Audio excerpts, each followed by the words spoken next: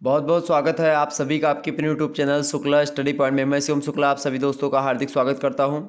आज हम चर्चा करेंगे हिंदी साहित्य के अध्याय संख्या 5 पर, जो कि नाम है जिसका आप देख लीजिएगा यहाँ पर, हिंदी आलोचना। तो हिंदी आलोचना का अर्थ समझेंगे, परिभाषा समझेंगे और भी चीज़ों को समझते हुए हम उसकी व्युत्पत्ति और विकास पर चर्चा करेंगे। और हिंदी आलोचना चैप्टर नंबर आपका 5 है, यानी 5 है। बीए थर्ड सेमेस्टर हिंदी साहित्य का जो कोर्स चल रहा है उसी के अंतर्गत आप सभी लोग पढ़ रहे हैं। इससे पहले 4 लेक्चर्स आपके हो चुके हैं ऑलरेडी, जिसमें हमने हिंदी पहले गद्य का विकास, हिंदी गद्य को समझा, और उसके बाद में हमने जो है हिंदी जो कहानी का विकास है उसको समझा। हमने हिंदी जो है उपन्यास का विकास समझा। हमने हिंदी नाटक के विकास को समझा। और अब हम हिंदी किसके बारे में समझ रहे हैं? हिंदी आलोचना के बारे में समझेंगे कि हिंदी आलोचना का उद्भव और विकास किस प्रकार से होता है। इसी श्रृंखला में चैप्टर संख्या 5 के बारे में चर्चा करेंगे। आइए देखते हैं कि आलोचना से रिलेटेड कुछ बातें जो कि बहुत ही महत्वपूर्ण होने वाली हैं, और आप अपनी परीक्षा में इस प्रकार से इसको लिख सकते हैं। आलोचना से संबंधित कोई भी प्रश्न पूछा जाएगा, आप यह वीडियो देख लीजिएगा तो आपका काम हो जाएगा। ओके। वैसे हिंदी साहित्य की अगर मैं बात करूं तो आलोचना, समालोचना, समीक्षा, ये ऐसे शब्द हैं जो कि एक ही अर्थ में प्रयोग किए जाते हैं, चाहे समीक्षात्मक चीज़ें करी जाएं। समीक्षा, समालोचना और आलोचना ये एक समान अर्थों में प्रयोग किए जाते हैं हिंदी साहित्य में। समीक्षा जो शब्द है ये क्रिटिसिज्म का हिंदी पर्यायवाची शब्द माना जाता है। क्रिटिसिज्म माने आलोचना भी होता है, समीक्षा भी होता है। ठीक, तो ये बात ध्यान रखिए। हिंदी में इसकी मतलब कि क्रिटिसिज्म का मतलब आलोचना से भी लिया जाता है, समालोचना से भी लिया जाता है, दर्शन से भी, अवलोकन से भी, मीमांसा, विवेचन, इन सभी से लिया जाता है। और ख़ास करके इन सभी शब्दों में आलोचना और समीक्षा जो है ये शब्द एक दूसरे से ज़्यादा जो है समीप और निकट बैठते हैं, इसीलिए इसको पर्याय कह सकते हैं हम जो है समीक्षा और आलोचना को। वह संस्कृत में समीक्षा शब्द का प्रयोग मिलता है साहित्य मीमांसा के अनुसार। समीक्षा का तात्पर्य होता है अंतर्भाष या जो अंतर अवतरार्थ जो का विच्छेद होता है। अर्थात अगर बात की जाए जैसे कि आपने किसी चीज़ को देखा, उसके बाद में किसी वस्तु को देखा, किसी व्यक्ति को देखा, किसी कृति को पढ़ा या सुना, उसके बारे में आपके अंदर क्या चल रहा होता है, जब उसको एक साहित्यिक लेखनी आप देते हो तो वही समीक्षा, आलोचना ये सब होती है। इसी श्रृंखला में समालोचना होती है। समालोचना का अगर बात की है तो संस्कृत भाषा का ये शब्द है समालोचना शब्द।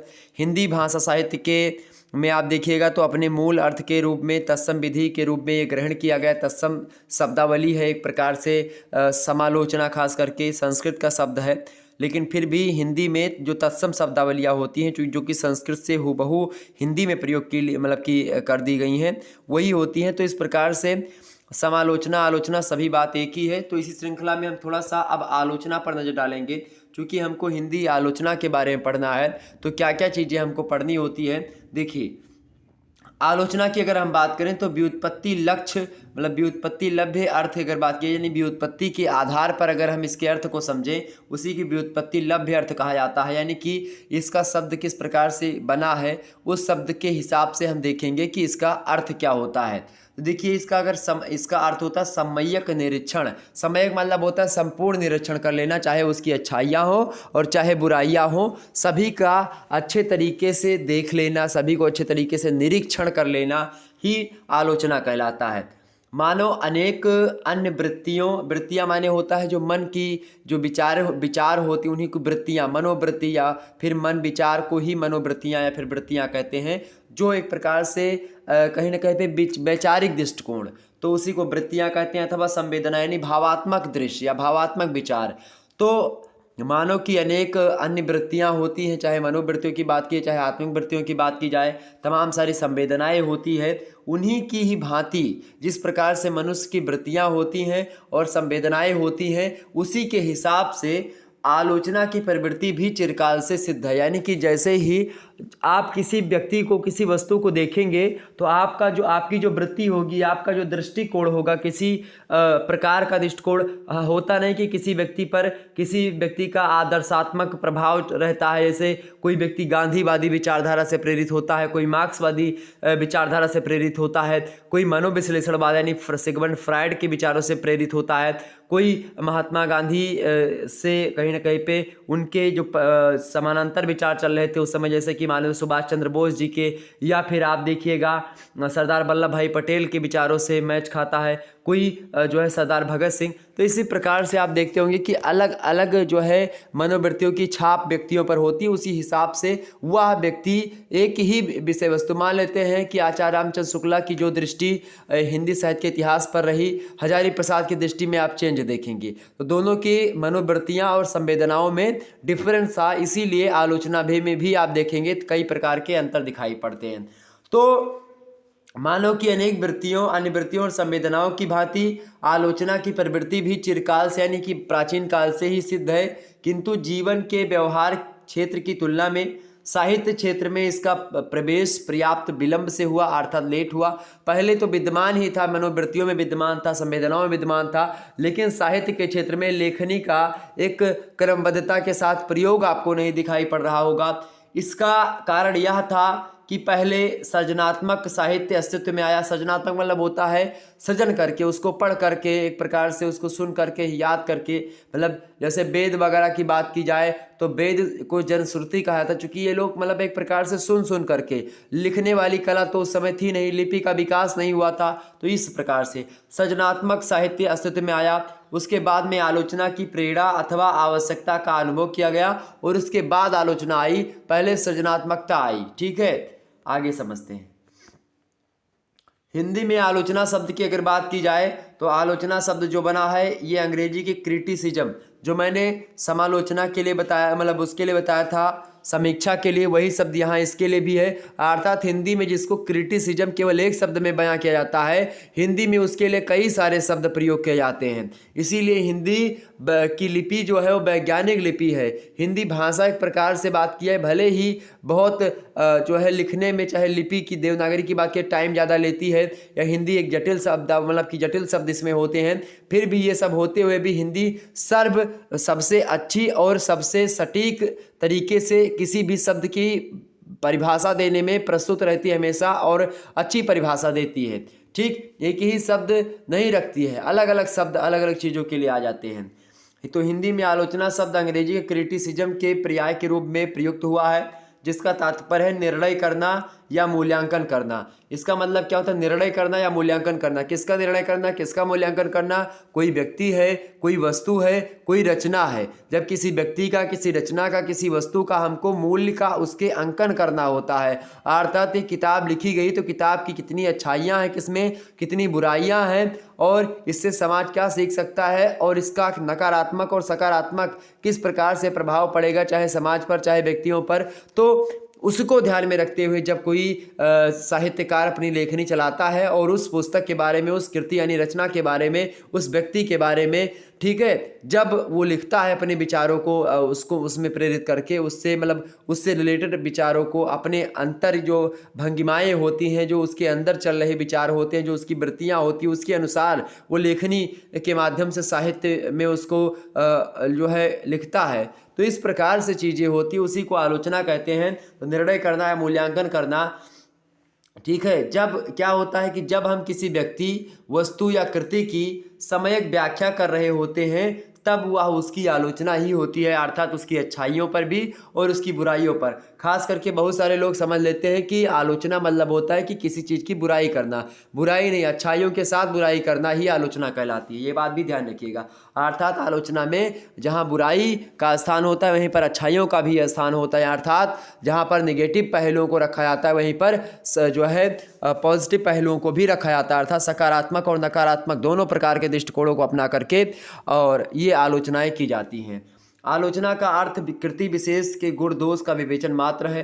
व्युत्पत्ति द्वारा प्राप्त अर्थ से भी उक्त तात्पर्य से कोई बाध्य नहीं है।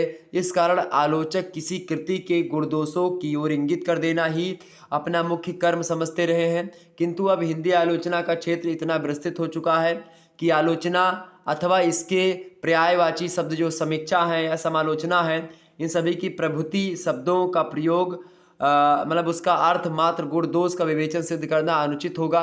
मतलब इसका और व्यापक प्रयोग अब होने लगा।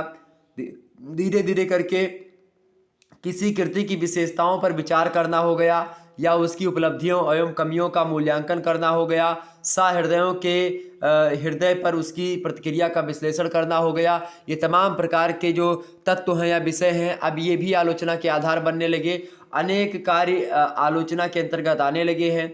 आलोचना के प्रमुखता दो प्रकार है मुख्य रूप से, एक तो सैद्धांतिक आलोचना और एक व्यवहारिक आलोचना। सैद्धांतिक समीक्षा आलोचना की बात की जाए तो साहित्य पर आधारित होती है या इसमें काव्य लक्षण, काव्य हेतु, काव्य प्रयोजन और काव्य की आत्मा पर विचार किया जाता है। जबकि जो व्यवहारिक समीक्षा होती है उसके सिद्धांतों का व्यवहार किया जाता है, जैसे काव्य सिद्धांतों के आधार पर साहित्य की व्याख्या की जाती है।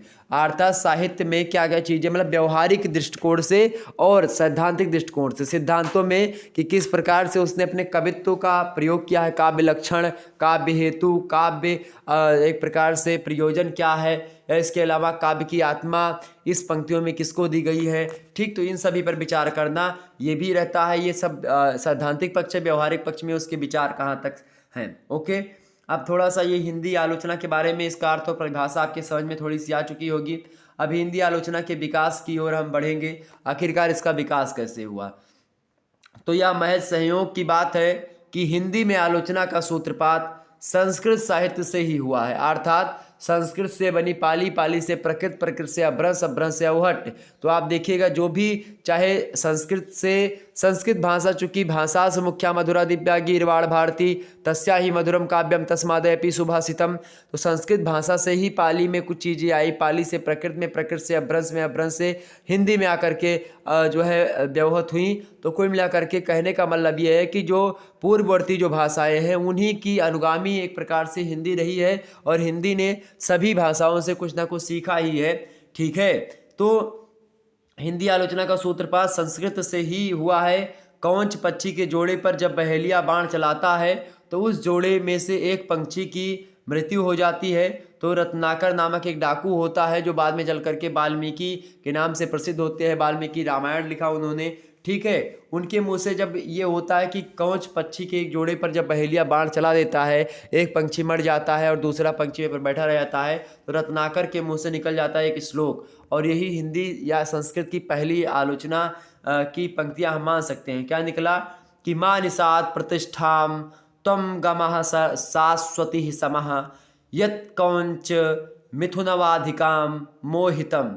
ये देखिए, ये एक प्रकार से उनके मुंह से निकला। तो ये पहली आलोचना, और यही श्लोक संस्कृत साहित्य की ही नहीं बल्कि हिंदी साहित्य की भी पहली आलोचना है। कभी कभी भावात्मक और प्रभावात्मक रूप में भी आप देखिएगा रुचि के आधार पर भी कुछ कवियों को उच्च और उनके आगे अन्य कवियों को हीन और फीका दिखाया जाता है। जैसे कि मतलब कि जो उनके समय के कवि या पुराने कवि हैं उनको जो है बढ़ चढ़ कर बताना और आपके कवियों को थोड़ा सा लो करके दिखाना है, फिर उनको कुछ ना समझना, ये भी एक आलोचना ही आप देख सकते हैं। जैसे कि मैं यहाँ पर अगर दिखाऊं, देखें कि सार सार तो कबीरा कही गो, यानी कि जो अच्छी अच्छी बातें थी, जो सार सार तत्व था वो कबीर ने कह दिया। और सूरो कही अनूठी, और सूर्यदास ने भी अनूठी बात कही। और रही सही कठमलिया कही गयो, अर्थात जो कुछ भी इन दोनों से छूटा उसको कठमलिया ने कह दिया। और कही सब झूठी, और जितने भी कवि ने इधर उधर की बातें कही वो सब झूठी बातें ही थी। सारी बातें तो कबीर और सूर और कठमलिया लोगों ने कर दी। तो इस प्रकार से ये आलोचना की पंक्तियां आप देख सकते हैं। और कहीं कहीं पर आप देखिएगा आलोचना की पंक्तियों को ध्यान अगर दें हम, तो कहीं कभी अनुप्रास की प्रवृत्ति के आधार पर कवियों का साहित्य में स्थान निर्धारित किया गया कि कितने मतलब अनुप्रास के आधार पर। जैसे कि आप देखिएगा यहाँ पर, देखिए ये भी एक आलोचना की ही पंक्तियां हैं कि सूर सूर तुलसी शशि उड्डुगन केशव दास अब के कवि खद्योत सम जहाँ तहाँ करत प्रकाश। अर्थात सूर सूर्य, सूर सूर तुलसी शशि, सूर सूर्य के समान चमकने वाले कवि, तुलसी शशि, तुलसी चंद्रमा, शशि माने चंद्रमा के समान, उड्डगन माने होता है तारा, केशवदास यानी तारा है केशवदास। ठीक है, यानी सूर्य सूर्य के समान चमकने वाले और तुलसीदास चंद्रमा के समान चमकने वाले और जो है जुगनू की भांति चमकने वाले केशवदास, ये लोग जो है हैं। और अब के कवि खद्योत यानी कि जो अब के कवि है खद्योत अर्थात जुगनू के समान हैं, जहाँ तहाँ करत प्रकाश, इधर से दुप से जले और दुप से बुताएंगे। तो इस प्रकार से अब के कवि कैसे हैं, खद्योत्सम है। खद्योत माने जुगनू, जो रात में जलता है खास करके। ठीक है, सावन भादों के महीने में जब बारिश होती है। तो वो होता है जुगनू। ठीक है, तो जुगनू की बात आपके समझ में आ गई। अर्थात जुगनू थोड़ा सा जलता है फिर बुझ जाता है, थोड़ा थोड़ा ज्ञान आपके कवि दे रहे हैं। तो इस प्रकार से ये भी आलोचना ही एक प्रकार से है। इसकी आलोचना कभी कभी आप देखिएगा कि एक ही कवि की प्रशंसा में भावात्मक सूक्तियाँ लिखी जाती थीं जो एक आलोचना की द्योतक होती थी। जैसे कि कीधो सूर को सर लग्यो और कीधो सूर को पीर और कीधो सूर को पद लग्यो बेध्यो सकल शरीर। एक प्रकार से जो सूर के पद एक प्रकार से कहीं ना कहीं पे आप देखिएगा जितना ज़्यादा घायल करते उतने ज़्यादा बाण वगैरह घायल नहीं कर सकते, ये बात यहाँ पर है। इसके अलावा कभी किसी एक ग्रंथ की काव्यात्मक विशेषता का प्रतिपादन करने के लिए आलोचना की गई, जैसे कि सतसैया के दो हरे जव नावक के तीर और देखन माँ छोटे लगे और घाव करे गंभीर। ये बिहारी लाल का दोहा है, बिहारी लाल के बारे में कहा गया दोहा है। बिहारी लाल चूँकि गागर में सागर भरने का काम करते थे, छोटे छोटे दोहों के माध्यम से मात्र 713 या कुछ विद्वानों ने 725 दोहा बताया, कुछ ने 723 बताया, कुछ ने 713 और अधिकतर विद्वानों ने 713 दोहा ही बताया कि कबीर की जो बिहारी सतसई मतलब कि जो बिहारी लाल की बिहारी सतसई है, मात्र एक रचना हिंदी साहित्य में उन्होंने लिखा और वही उनको अमर कर दी बिहारी लाल को। बिहारी लाल रीति सिद्ध रीति काल के कवि है, रीति सिद्ध काव्यधारा के कवि रहे हैं। अर्थात रीतियों को जानते थे, रस छंद अलंकार खूब पता था, लेकिन उनका ज़्यादा प्रयोग नहीं किया और दोहों में अपने बहुत अधिक मात्रा में इन्होंने कहीं न कहीं पे गूढ़ रहस्य को छुपाया। इसीलिए तो कहा जाता है कि सतसैया के दो हरे, यानी सतसैया बिहारी सतसई के दोहा जो नावक के तीर, ये एक प्रकार से तीर की भांति होते हैं नावक के। ठीक है, एक प्रकार से जो तीर होता है देखन में छोटे लगने वाले होते हैं तीर, लेकिन घाव कर बहुत गंभीर करते हैं। ठीक इसी प्रकार से उस तीर की भांति है सतसैया का दोहा। ठीक है, जो तो देखने में छोटा बहुत है लेकिन घाव बहुत अंदर तक करता है। अर्थात देखने में छोटा लेकिन उसकी व्याख्या 4-4 पन्नों में होती है। तो ये एक प्रकार से एक आलोचना ही है। इसके अलावा आप देखिए कभी कवियों की श्रेष्ठता का प्रतिपादन विविध प्रकार की भाषा का प्रयोग करने के सामर्थ्य के कारण हुआ, जैसे कि तुलसी गंग दुई भये सुकबिन के सरदार और इनके काव्यन में मिली भाषा को विविध प्रकार। अर्थात तुलसी और गंग, कवि तुलसी और कवि गंग, ये दो कवि ही हुए हैं। कवि इनके सरदार इनको कहा गया है और इनके काव्य में भाषा कैसी मिली, कई प्रकार की भाषाओं का प्रयोग है। तो इस प्रकार से उपयुक्त दोहों और सूक्तियों में के अतिरिक्त समीक्षा की दूसरी पद्धति टीका है, जिसका हिंदी समीक्षा में विशेष विकास हुआ। हिंदी गद्य की अन्य विधाओं की भांति ही आलोचना का विकास भी भारतेंदु युग से ही प्रारंभ माना जाता है। आलोचना काल की समीक्षा इस रूप में हम कर सक मतलब की जा सकती थी और हमने करी। अब हिंदी आलोचना की जो विकास यात्रा है इस पर नज़र डालेंगे, इसका काल विभाजन देखिएगा।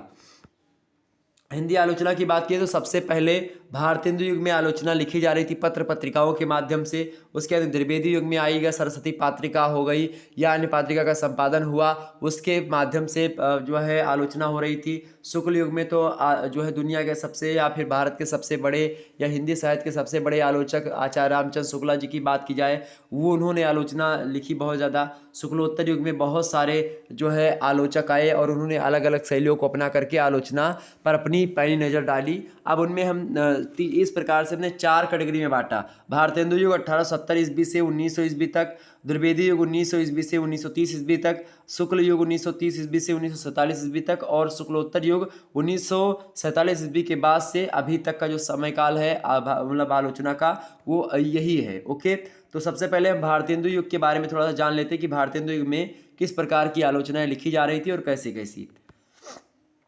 हिंदी आलोचना का यह प्रथम चरण था भारतेंदु युग और निश्चित रूप से इस युग में परिचयात्मक और व्याख्यात्मक आलोचनाएं ही अधिक लिखी जा रही थी, नहीं कि परिचय के रूप में कि इनका परिचय बता दिया जाए, तो उसी प्रकार से आलोचना और व्याख्यात्मक उनकी व्याख्या कर दी जाती थी। इस प्रकार की आलोचनाएं होती थी।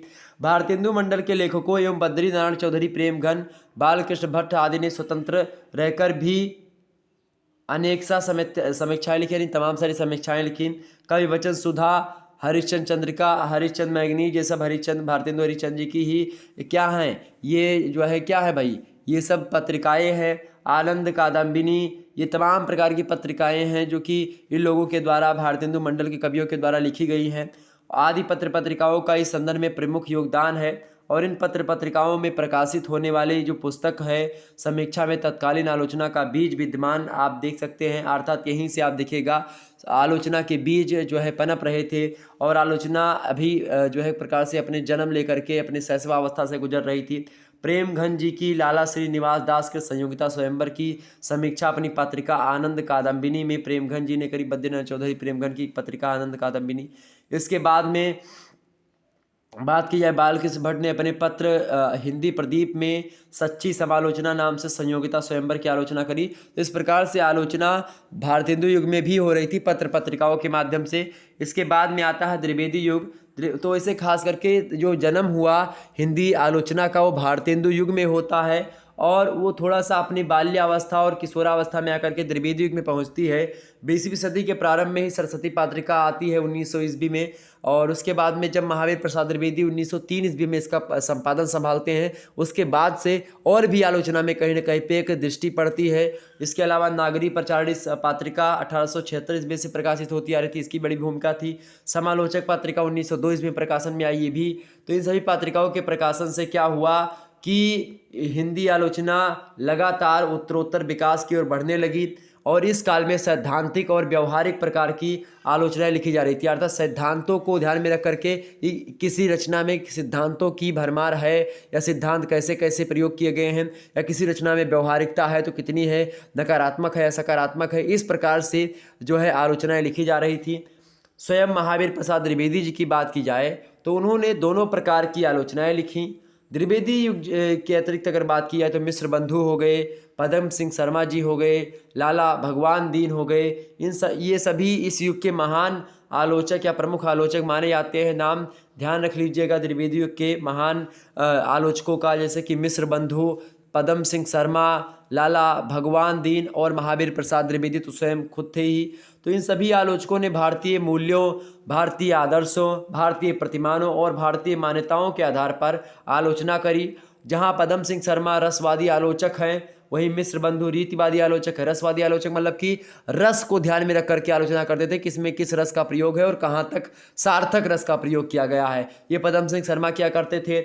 मिश्र बंधुओं की बात की तो मिश्र बंधु रीतिवादी आलोचक थे, अर्थात इन्होंने रीतियों को ध्यान में रखा कि कौन कौन सी रचना में किस किस प्रकार की रीति का प्रयोग है और कहाँ तक सही थी वो रीतियाँ, इसकी आलोचना करी। और इस काल के आलोचकों ने हालांकि प्राच्य और पाश्चात्य आलोचना शास्त्र यानी जो है प्राच्य और पाश्चात्य अर्थात भारतीय और जो पाश्चात्य जो एक प्रकार से शास्त्र है, काव्य शास्त्र है, इनका गहन अध्ययन किया था, परंतु अपनी आलोचनाओं में उनका रूप नहीं दिखा पाए ये लोग। अर्थात यहाँ पर भी जो है आलोचना का उतना ज़्यादा भव्य रूप हमारे समक्ष निकल करके नहीं आया जितना शुक्ल युग में अभी आगे चल करके आएगा। बात की शुक्ल युग तो अपनी युवावस्था या प्रौढ़ावस्था तक पहुँच चुकी आलोचना की विकास यात्रा। अब शुक्ल युग में प्रवेश करते ही आप देखिएगा हिंदी आलोचना के क्षेत्र में आचार्य रामचंद्र शुक्ला जी का स्थान सभी को पता होगा, सर्वोपरि है, अर्थात सबसे बड़े आलोचक हिंदी साहित्य के अगर किसी को कहा जाता है आचार्य शुक्ला जी को कहा जाता है।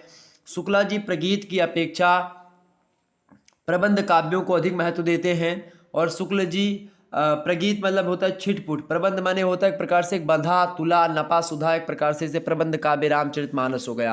प्रबंध काव्य एक प्रकार से बात की जाए कामायनी हो गया, प्रबंध काव्य उर्वशी हो गया। इस प्रकार से जो प्रबंधात्मक रचनाएं लिखी जा रही थी उस पर ध्यान दिया इन्होंने।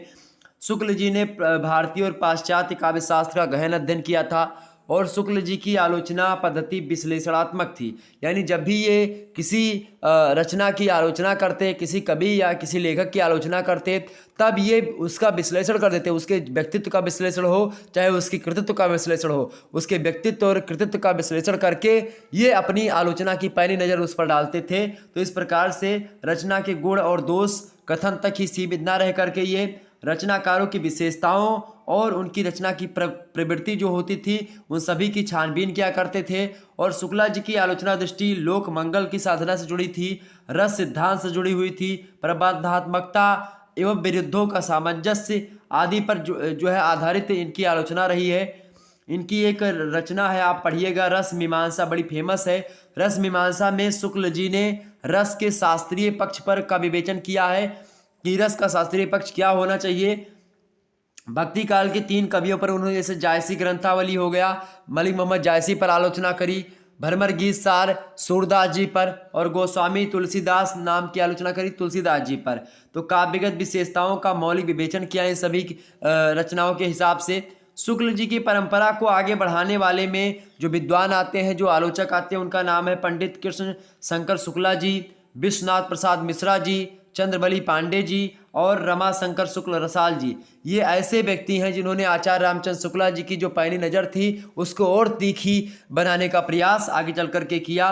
और हिंदी आलोचना में अगर बात की जाए खास करके, तो शुक्ल युग में ही प्रगतिशील आलोचना का सूत्रपात हो जाता है। डॉक्टर शिवदान सिंह चौहान ने 1937 ईस्वी में ही प्रगतिशील साहित्य की आवश्यकता नाम का एक निबंध लिखा, और निबंध लिख करके प्रगतिवादी आलोचना की परंपरा डाल दी। और अमृत राय हो गए, प्रकाश चंद्र गुप्ता जी हो गए, नामवर सिंह हो गए, इन उस समय के कुछ प्रगतिवादी आलोचक उभर करके सामने आए। अर्थात प्रगतिवादी आलोचक अर्थात 1937 तक आते आते आप देखिएगा शुक्ल युग में ही प्रगतिवादी आलोचकों का विकास भी धीरे धीरे होना प्रारंभ हो चुका था। ओके, शुक्ल युग के बाद में आता है शुक्लोत्तर युग। शुक्लोत्तर युग की बात किया यानी कि शुक्ला जी के बाद वाला युग, अर्थात शुक्ल जी के बाद, आचार्य रामचंद्र शुक्ला जी के बाद का जो काल है, तो उसमें आप देखिए कौन कौन से विचारक आते हैं, कौन कौन से आलोचक आते हैं जिन्होंने हिंदी साहित्य में आलोचना में एक प्रकार से महत्वपूर्ण भूमिका निभाई। तो इस युग में हिंदी आलोचकों में आचार्य रामचंद्र शुक्ल के बाद जिस आलोचक का नाम लिया जाता है बड़े आदर के साथ, उनमें नाम आता है आचार्य नंद दुलारे वाजपेयी जी का। ये छायावाद के घोर समर्थक थे, अर्थात छायावादी समर्थक आलोचक थे आचार्य नंद दुलारे वाजपेयी। और इनके द्वारा लिखे गए ग्रंथों में जैसे आधुनिक साहित्य, नया साहित्य, नए प्रश्न, हिंदी साहित्य की 20वीं शताब्दी, महाकवि निराला, कवि सुमित्रानंद पंत, जयशंकर प्रसाद, ये सब इनकी आचार्य नंद दुलारे वाजपेयी की एक प्रकार से ऐसे ग्रंथ हैं जो कि छायावाद के समर्थन में लिखे गए ग्रंथ हैं। चूँकि निराला, पंत और प्रसाद ये कहाँ के कवि हैं, ये सब छायावादी कवि हैं। जहाँ एक तरफ छायावाद का घोर विरोध हो रहा था, वहीं पर छायावाद के समर्थन में उतरे ये आचार्य नंद दुलारे वाजपेयी, और ये छायावाद को मानवीय और सांस्कृतिक प्रेरणा के रूप में व्याख्यायित करते हैं। वाजपेयी जी को समन्वयशील, स्वच्छंदतावादी एवं सौष्ठववादी आलोचक माना जाता है। तो ये समन्वयशील आलोचक थे, स्वच्छंदतावादी थे और सौष्ठववादी आलोचक थे। किसी प्रकार का कोई दबाव नहीं रहता था या किसी के प्रति कोई अपनी जो है दुश्मनी नहीं साधते थे, और समन्वयता के साथ चाहे अच्छाई हो चाहे बुराई हो दोनों का खुला चित्रण करने में माहिर थे ये आचार्य नंद दुलारे वाजपेयी। आचार्य नंद दुलारे इसके बाद में आचार्य हजारी प्रसाद द्विवेदी जी की बात किया तो ये भी इसी युग के हैं। चिन्हमुखी मानवता के अन्वेषक के रूप में इन्हें को जाना जाता है। ऐतिहासिक सांस्कृतिक चेतना संपन्न मानवतावादी आलोचक के रूप में अगर किसी व्यक्ति को जाना जाता है तो वो हजारी प्रसाद द्विवेदी जी को जाना जाता है। द्विवेदी जी शुक्ल परंपरा के आलोचक हैं, किंतु शुक्ल जी की कई मान्यताओं से सहमत नहीं थे ये। इसीलिए आप देखिएगा कि ये दूसरे युग के अर्थात शुक्ल के समकालीन तो हैं ही, लेकिन शुक्लोत्तर युग में आकर के इनकी जो है विचार और तीखे प्रतीत होने लगते हैं। शुक्ल जी की कई मान्यताओं से सहमत नहीं थे ये। लगातार वे कबीर को एक उच्च कोटि का कवि एवं समाज सुधारक मानते थे, जबकि आप देखिएगा शुक्ला जी ने उनको एक प्रकार से उपदेशक या फिर समाज सुधारक तो माना, लेकिन कवि के दृष्टि से वो उतने ज़्यादा सफल नहीं थे कबीर। और मुख्यतः बात वही है कि कबीर में वो क्वालिटी जो है कवित्व की नहीं मिलती है जो तुलसी में या सूर में मिलती है। ठीक, तो इसीलिए उनको उन पर समीक्षात्मक ग्रंथ आप देखिएगा आचार्य रामचंद्र शुक्ला जी का नहीं है, जबकि आचार्य हजारी प्रसाद द्विवेदी जी का आप देखिएगा मिलेगा। तो इनकी प्रमुख आलोचनात्मक कृतियां हैं सूर साहित्य, हिंदी साहित्य की भूमिका, कबीर, हिंदी साहित्य का आदिकाल। ठीक है, इसके अलावा आप देखिएगा जैसे कि जो है सहज साधक आदि, मध्यकालीन धर्म साधना एवं तदयुगीन साहित्य का विश्लेषण करने में आचार्य हजारी प्रसाद द्विवेदी को विशेष सफलता प्राप्त हुई। और शुक्ल जी की कुछ मान्यताओं से इनमें टकराव दिखाई पड़ता है। आचार्य हजारी प्रसाद द्विवेदी के विचारों को अगर किसी ने चैलेंज दिया था एक आधे ने, तो आचार्य हजारी प्रसाद द्विवेदी जी ने ही दिया था। ओके, आगे बढ़ते हैं। इसके बाद में बात किया इसी युग में डॉक्टर नगेंद्र का नाम बड़ा आदर के साथ ले आता है। डॉक्टर नगेंद्र बात की है तो व्यवहारिक एवं सैद्धांतिक आलोचना के क्षेत्र में पर्याप्त कार्य किया इन्होंने, और ये रसवादी आलोचक माने जाते हैं। इनकी आलोचना में भारतीय एवं पाश्चात्य का समन्वय है मिलता है। इनका रस सिद्धांत नामक ग्रंथ रस का सांगोपांग विवेचन की दृष्टि से महत्व रखता है। कामायनी के अध्ययन की समस्याएं, सुमित्रानंद साकेतिक अध्ययन, रीति काव्य की भूमिका, आधुनिक हिंदी कविता की प्रमुख प्रवृत्तियां, ये सब आप देखिएगा ये डॉक्टर नगेंद्र की जो है आलोचनात्मक कृतियां हैं। इन्होंने आलोचना के क्षेत्र में बहुत ज़्यादा काम किया डॉक्टर नगेंद्र ने, और इस प्रकार से आलोचना के क्षेत्र में इनका नाम आज अमर है। शुक्लोत्तर जी की बात करें, शुक्लोत्तर युग की तो आलोचना के क्षेत्र में तमाम पद्धतियां प्रचलित रहीं। उनमें कुछ प्रमुख पद्धतियां अगर बात की जाए तो कुछ इस प्रकार से है। अच्छा, शुक्लोत्तर युग के बाद में आप देखिएगा एक विचारिक दृष्टिकोण से आलोचनात्मक ग्रंथ नहीं लिखे जा रहे थे, बल्कि बहु विचारवादी हो गए थे। अर्थात इस युग तक आते आते आप देखिएगा शुक्लोत्तर युग के बाद से कई सारे विचारधाराओं की, किसी की विचारधारा कुछ दूसरी थी, किसी कुछ दूसरी थी, इस प्रकार से अलग अलग विचारधाराओं का प्रतिपादन हुआ। उनमें स्वच्छंदतावादी आलोचना आई। इसके बाद में आप देखिएगा स्वच्छंदतावादी के बाद में प्रगतिवादी आलोचना, प्रयोगवादी आलोचना और नई समीक्षा, ये तमाम प्रकार के विचारधाराओं से प्रेरित होकर के आलोचनात्मक ग्रंथ हमारे समक्ष आते लगे। तो चलिए हम थोड़ा सा इस पर भी पैनी नज़र डाल लेते हैं अपनी, कि आखिरकार स्वच्छंदतावादी आलोचना क्या थी और इसके बारे में हम क्या समझ सकते हैं। स्वच्छंदतावादी आलोचना की अगर बात की जाए भाई, तो भाववादी, सौंदर्यवादी और सौष्ठववादी दृष्टि से की गई समीक्षा स्वच्छंदतावादी कही जाती थी। अर्थात अपने भावों को और या सौंदर्य शास्त्र के हिसाब से सौंदर्य विचारों, मतलब कि सौंदर्य की दृष्टि से अपने विचारों को रखना, सौष्ठववादी विचारधारा, इन सभी से प्रेरित जितनी भी विचारधाराएं होती थी वो सब स्वच्छंदतावादी आलोचना में आती थी। आत्म अभिव्यंजना इस आलोचना का प्रमुख आधार है। अर्थात खुल करके जिस भी चीज़ के बारे में जो भी कहना है वो कह सकते थे। काव्य ग्रंथों की आलोचनात्मक भूमिकाएं स्वच्छंदतावादी आलोचना की कोटि में आती हैं। आचार्य नंद दुलारे वाजपेयी, डॉक्टर नगेंद्र, शांति प्रिय द्विवेदी, इलाचंद जोशी, ये सब स्वच्छंदतावादी आलोचक ही रहे हैं। जिसमें सबसे अच्छा नाम और सबसे बेस्ट नाम अगर बात की आचार्य नंद दुलारे वाजपेयी और डॉक्टर नगेंद्र, ये सब ऐसे जो है विचारक है जिनका कहीं आलोचक है, जिनके आलोचना से हिंदी साहित्य में एक प्रकार से कहीं ना कहीं पे बहुत सारे सुधार हुए। ठीक, शांति प्रिय द्विवेदी भी और इलाचंद जोशी जी का नाम भी इसमें महत्वपूर्ण रहा। इसके बाद में प्रगतिवादी आलोचना आती है इसी में। इसकी अगर बात की जाए तो हिंदी साहित्य में प्रगतिवाद के उद्भव के साथ ही प्रगतिवादी आलोचना का सूत्रपात हो गया। अर्थात 1937 तक आते आते 1936 से आप देखिएगा प्रगतिवाद की शुरुआत हो जाती है। अच्छा, स्वच्छंदतावाद की बात की जाए तो आप देखिएगा छायावाद के ही पैरेलल या छायावाद के बाद आप देखिएगा छायावाद के ही समानांतर चल रही एक विचारधारा स्वच्छंदतावाद कहलाती थी। तो उसी में डॉक्टर नंद दुलारे वाजपेयी, डॉक्टर नगेंद्र, शांति प्रिय द्विवेदी, इलाचंद जोशी ये सब आलोचनाएं लिख रहे थे। ठीक, उसके बाद में प्रगतिवाद, छायावाद के समानांतर वो चल रहा था। प्रगतिवाद जो आया वो प्रगतिवाद हिंदी साहित्य में कविता, प्रगतिवादी कविता आप देखते हैं 1937 से प्रारंभ होती है, 1943 तक रहती है। तो वहीं से आप देखिएगा ये आलोचना भी वहीं से प्रारंभ होती है। तो इस आलोचना में मार्क्सवादी मानदंडों यानी साहित्य की सौदेशिकता, समाजवादी यथार्थवाद, सामूहिक भाव, कला और साहित्य पर सत्ता का नियंत्रण, उपयोगितावाद के आधार पर साहित्यिक आलोचना का प्रचलन किया गया। आप देखिएगा कि प्रगतिवादी विचारधारा चाहे वो गद्यात्मक जो है ग्रंथों पर हो, चाहे काव्यात्मक ग्रंथों पर की बात की जाए, तो मार्क्सवाद का गहरा प्रभाव दिखाई पड़ता है। यानी वर्ग संघर्ष के वैचारिक दृष्टिकोण यहाँ पर आपको दिखाई पड़ेंगे, चाहे कोई भी ग्रंथ हो। डॉक्टर नामवर सिंह, शिवदान सिंह चौहान, डॉक्टर प्रकाश चंद्र गुप्ता, अमृत राय, मुक्तिबोध, रामविलास शर्मा, रांगे, राघव, शिवकुमार मिश्रा, नेमीचंद जैन, ये सब प्रगतिवादी आलोचक हैं जिन पर मार्क्सवाद का गहरा प्रभाव दिखाई पड़ता है। इसके बाद में आता है प्रयोगवादी आलोचना। प्रयोगवाद 1943 ईस्वी में आप देखिएगा जब जो है आज्ञे के तार सप्तकों का प्रकाशन होता है उसके समय से आता है। हिंदी साहित्य में प्रयोगवाद को प्रतिष्ठा दिलाने का श्रेय आज्ञे जी को है। सच्चिदानंद, हीरानंद, वात्स्यन आज्ञे ये प्रयोगवादी कलावादी जो है रहे हैं, और ख़ास करके इन पर आज्ञे पर प्रभाव रहा है मनोविश्लेषणवाद का। सिगमंड फ्रायड का विचार है वो, तो उनका प्रभाव रहा है। प्रयोगवाद पश्चिम के मनोविश्लेषणवाद की देन है, जिस मनोविश्लेषणवाद मैंने बताया ना कि सिगमंड फ्रायड की देन है ये। ओके, आज्ञे, धर्मवीर भारती, मुक्तिबोध, शमशेर बहादुर सिंह, नलिन बिलोचन शर्मा, केसरी कुमार, ये सब प्रयोगवादी आलोचक हैं और इन आलोचकों ने व्यवहारिक एवं सैद्धांतिक दोनों प्रकार के ग्रंथ लिखे। ठीक, तो मनोविश्लेषणवाद का गहरा प्रभाव दिखेगा इन विचारकों पर। ये प्रगतिवादी आलोचना के क्षेत्र में इन लोगों ने बड़ी महत्वपूर्ण भूमिका निभाई। एक बार फिर से नाम सुनिएगा, आज्ञे धर्मवीर भारती, मुक्तिबोध, शमशेर बहादुर सिंह, नलिन बिलोचन शर्मा, केसरी कुमार। ये सब प्रयोगवादी उपन्यासकार रहे या फिर प्रयोगवादी, एक प्रकार प्रयोगवाद में इनका नाम आप हर क्षेत्रों में देखेंगे अध्यात्म विधाओं में। ठीक है, आज्ञे, मुक्तिबोध, शमशेर बहादुर सिंह, ये सब ऐसे हैं जिन्होंने जो है कवि मतलब कि एक प्रकार से कविताएं भी लिखी हैं। ठीक, मुक्तिबोध की अंधेरे में कविता पढ़ लीजिएगा, बहुत ज़बरदस्त कविता है, बड़ी लंबी कविता है, लंबी कविताओं में से एक।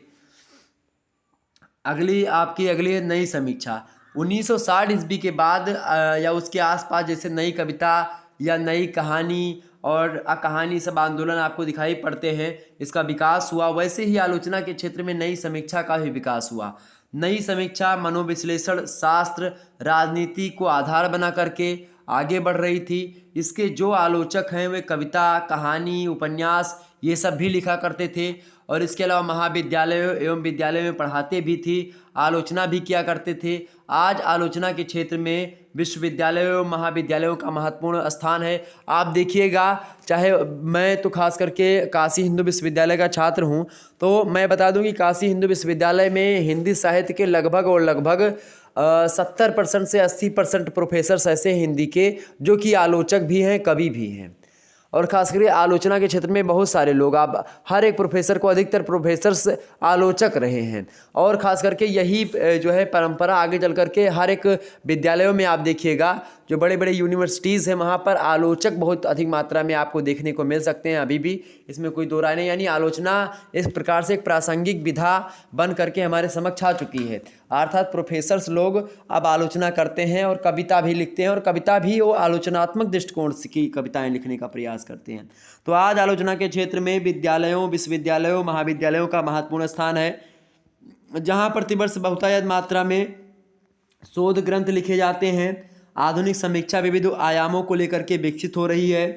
आजकल अनेकसा पत्र पत्रिकाएं भी प्रकाशित हो रही हैं जो आलोचना को समृद्ध कर रही हैं। आलोचना, समीक्षा, प्रतीक, वार्षिकी, माध्यम, ये तमाम प्रकार की जो है कहीं ना कहीं पे आलोचनात्मक कृतियां लिखी जा रही हैं, जिनसे कहीं ना कहीं पे आलोचना के क्षेत्र में बहुत ज़्यादा जो है क्या मिल रहा है, एक नई दिशा और नवीनता मिल रही है। इसके अलावा नई समीक्षा आजकल के परिपेक्ष में आप देखिएगा, जैसे कि जो व्याप्त विसंगति है, जो आज के क्षेत्र में तनाव, चाहे वो हिंदू मुस्लिम के बीच का हो, चाहे जातिगत तनाव हो या असहायता हो, एकाकीपन का अनुभव हो, अजनबीपन का अनुभव हो, इन सभी को ध्यान में रख करके अस्मिता के संकट को झेलते हुए मानव मुक्ति का मार्ग खोजती हुई आलोचना विधा आज हिंदी साहित्य को एक नवीन दिशा दे रही है। और इसी के साथ ही साथ आप देखिएगा राम स्वरूप चतुर्वेदी, मलियज, परमानंद श्रीवास्तव, विजय देवनारायण शाही, रामदरस मिश्रा, विश्वनाथ प्रसाद तिवारी, प्रभाकर स्रोतीय, अशोक वाजपेयी, ये सब प्रमुख आलोचक हैं जो कि नई समीक्षा से जुड़े रहे हैं। तो हिंदी समीक्षा की गति की बात की है तो तीव्र गति से बढ़ रही है, विकासमान है। इस समय लगातार आलोचना लिखी जा रही हैं। आज की हिंदी समीक्षा प्राच्य और पाश्चात्य दोनों ही समीक्षा शास्त्रों के आधार पर विकास के लिए तत्पर है, विकासोन्मुख है, लगातार बढ़ रही है। और इसके अलावा आजकल आप देखिएगा हिंदी भाषा और साहित्य दोनों पर खास करके आलोचना ग्रंथ प्रकाशित हो रहे हैं। आलोचना के क्षेत्र में विश्वविद्यालय की खास करके बात की जाए और पत्र पत्रिकाओं की बात की जाए तो इसका योगदान आज सबसे अधिक रहा है। विश्वविद्यालयों के अधिकतर प्रोफेसर्स आज आलोचनात्मक ग्रंथ लिख रहे हैं, शोधात्मक ग्रंथ लिखते हैं, वो भी आलोचनात्मक पैनी दृष्टि से ही लिख रहे हैं।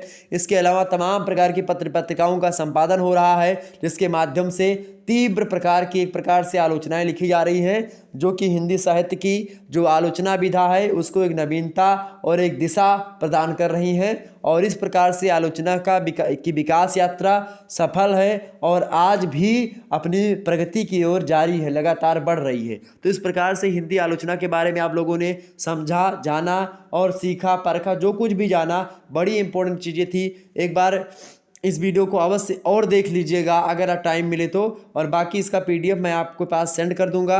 आप लोग ग्रुप्स में जो जिन्होंने पे कर दिया है उसके पास मैं सेंड कर दूंगा, तो आप लोग उसको देख लीजिएगा। आपको बता दूं यह PDF किसी के पास सेंड नहीं करना है, ना इसकी लिंक सेंड करना है।